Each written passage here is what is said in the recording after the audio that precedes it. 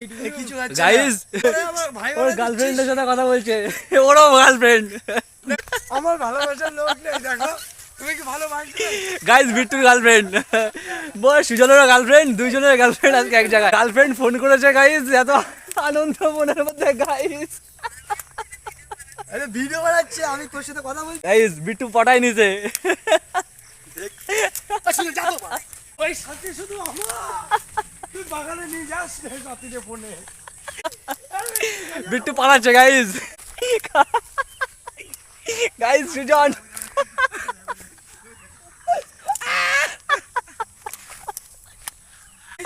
তোরা বাজে কথা বলিস না, তোরা চিকেন গাইস বিট্টু দাঁড়া ফোন দিচ্ছি দাঁড়া।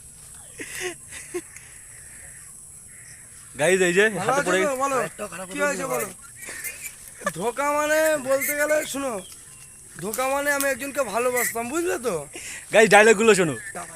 তা আমি ভালোবাসতাম, তো আমার বাড়ির সবাই রাজি ছিল, মা বাবা বোন ভাই দাদা সবাই রাজি ছিল। একটু কোনো আমার বউটাই মানছে না, কোনো আমার বউটাই মানছে না, বউটাই মানছে না। সত্যি বউটাকেই মানতে পারছি না। সবাই ভালোবাসে আমার